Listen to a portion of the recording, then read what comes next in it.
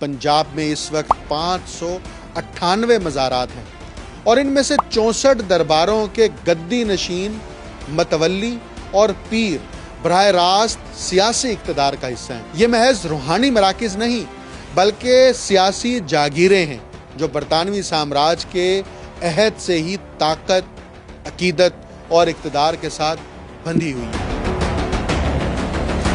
इन गद्दी नशीनों की वफादारी इस कदर अंधी थी कि इनके माथे सिर्फ खुदा के हजूर नहीं झुकते थे, गवर्नर के दफ्तर, डिप्टी कमिश्नर की कुर्सी और तहसीलदार के दरवाजे पर भी सजदा रेज होते थे। पीरी मुरीदी को मजहबी रिश्ते से निकालकर सियासी हथियार बनाया गया। डिप्टी कमिश्नर के दरबार में पीर की कुर्सी उसकी रूहानियत की नहीं, उसकी वफादारी की कीमत पर रखी जाती। मुरीदों की तादाद जितनी ज्यादा, कुर्सी उतनी ही बड़ी। अंग्रेज के हाथों से इन्हें जो शाबाश नामे मिले वो दरअसल अवाम की महकूमी के सर्टिफिकेट थे।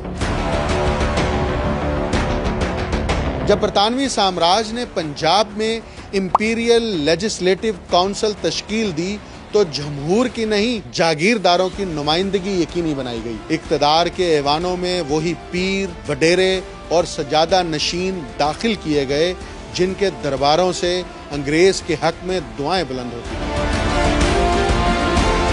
1901 में पंजाब सेटलमेंट कमिश्नर जे विल्सन ने वाज़े अल्फाज में लिखा कि पीरों की जागीरों को सियासी वजूहात की बिना पर महफूज रखा जाए और जलियांवाला बाग के खून में हाथ रंगने वाला lieutenant governor sir Michael Dyer खुद इन सजादा नशीनों का सबसे बड़ा मुहाफिज था। अंग्रेज को मालूम था कि तोपों से बगावत दबाई जा सकती है मगर पीरों के मिंबर से ज़हनों को गुलाम बनाया जा सकता है।